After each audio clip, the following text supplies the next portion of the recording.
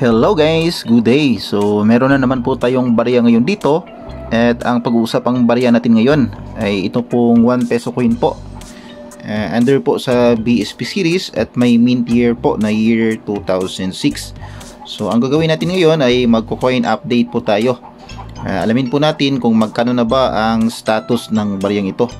Kung ito ba ay semi hard to find na, ito ba ay common coin lamang, or ito ba ay hard to find na itong year 2006.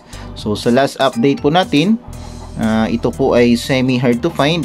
So sa video na ito ay alamin po natin ang latest update ng baryang ito. So magkano na kaya ang price appraisal nito? Mababa na ba ang percentage ng baryang ito? Yan po ang alamin natin sa video na ito. At syempre, i-review na rin po natin ang overs at ang reverse po ng baryang ito at ang kanyang counting features. So yan guys, update po tayo sa year 2006, 1 peso coin under po sa BSP series. At bago po natin ito simulan ay mag-intro muna tayo.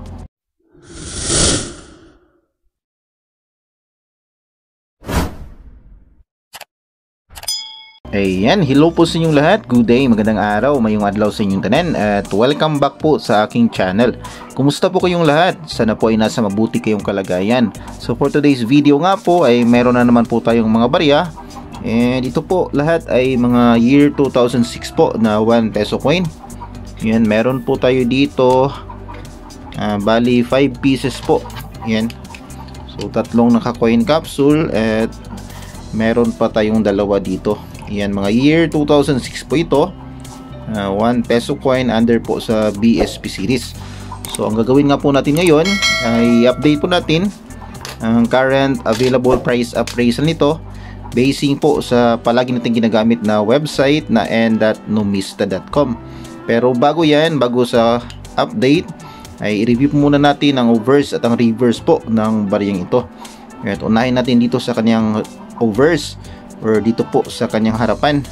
So dito po sa kanyang overs ay naka-highlight po ang portrait ng ating bayani na si Dr. Jose Rizal, facing right po.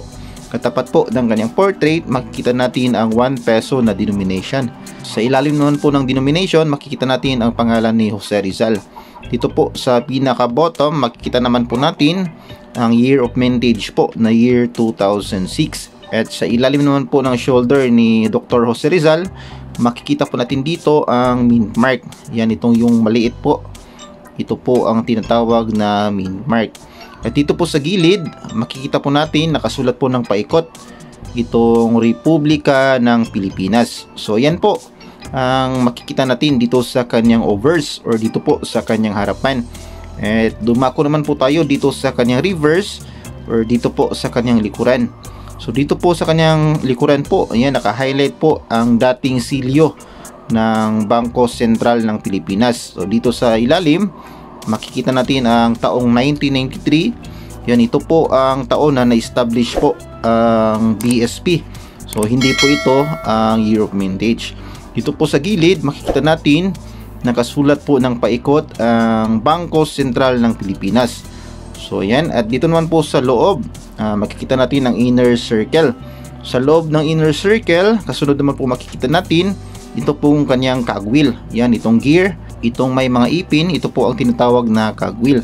Sa loob naman po ng cogwheel, dito po sa upper portion, makikita natin ang araw at bundok. At sa lower portion naman po, makikita naman natin ang sagisag ng watawat ng Pilipinas na may araw at tatlong bituin. So ayan po ang makikita natin dito sa kanyang overs at dito po sa kanyang reverse. So 1 peso year 2006 po ito. At sa last update po natin, ito po ay semi hard to find. So meron tayo dito 5 piraso po. Yan. So ito po talaga ang nangunguna po sa semi hard to find sa 1 peso coin sa last update natin. At malapit na po maging hard to find. So let's try to find out kung same ba ang status niya sa ngayon.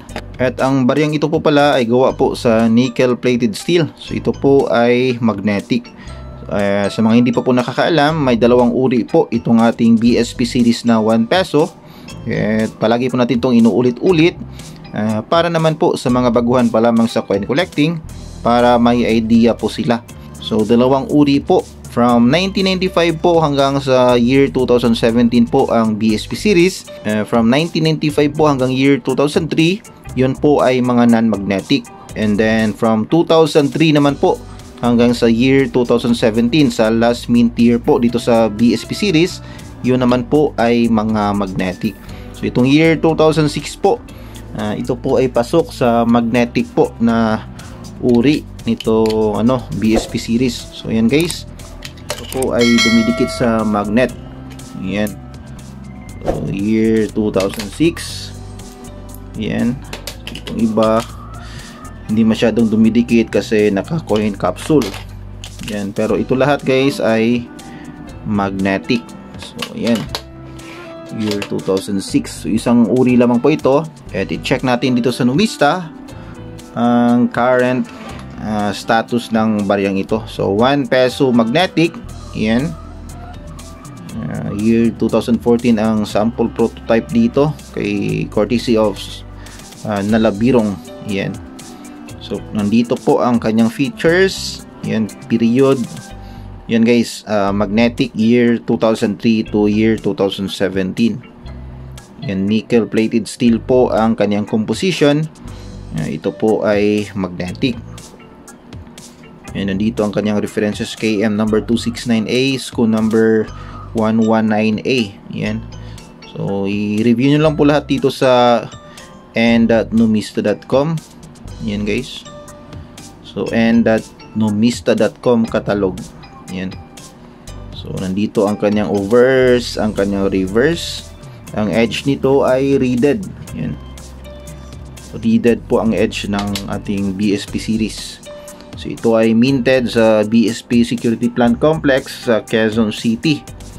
Yan guys, at mapunta na po tayo dito sa kanyang ayan, may tatlong variations po guys. May reverse 1, reverse 2, reverse 3. Yan. Yan, ito yung kaibahan sa 1993. Check nyo lamang po dyan guys. So mapunta na po tayo dito sa year 2006. So dito po sa year 2006, ang kanyang kasalukuyang percentage po ay 2%.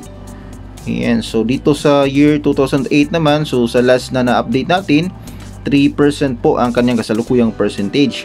So mas mababa po ng 1% itong year 2006. So ibig sabihin na mas semi-hard to find pa rin itong year 2006 compared po sa year 2008. At dito naman po sa kanyang price appraisal, isa lamang pong price appraisal ang available na makikita natin dito sa Numista as of the moment. So sa kanyang very fine condition, 56 pesos po ang kanyang price appraisal. Comparing naman dito sa year 2008, yan guys, sa year 2008, sa kanyang very fine ay 30 pesos. So mas mahal po itong year 2006 po, 56 pesos. At sa kanyang almost uncirculated at sa uncirculated condition, pwede po siguro nating presyuhan ng umaabot po ng 50 to 100 pesos. So depende po yan sa usapan ng buyer at ng seller. So again guys, ang year 2006 po pala, as of the moment, ito pa rin po ang nangunguna sa mga semi hard to find dito po sa ating BSP series na 1 peso. So yan guys, kapag meron po kayong year 2006 na 1 peso, ay nananatiling semi hard to find ito. Kaya kapag tayo po ay nakakolekta, naka-hunting ng year 2006, maigi na itabi nyo lamang po muna, sapagkat ito po ay umiikot pa po sa ating circulation, ay may chances pa po tayo na makakakita nito. So yan po ang dahilan din po na medyo malimit pa rin po ang bumibili nitong year 2006, kasi yung iba po ay umaasa pa rin po na makahunting pa rin po nito, kasi meron pong mga kabarya natin na nagko-coin hunting katulad ko po. Nakaipon po tayo ng ilang year 2006. So 5 pieces tayo meron dito. At meron pa po tayong na misplace yung iba. So siguro po mga nasa 8 to 10 pieces na po itong year 2006 ko. So ayan lamang guys ang ating update for today regarding po dito sa ating 1 peso na year 2006.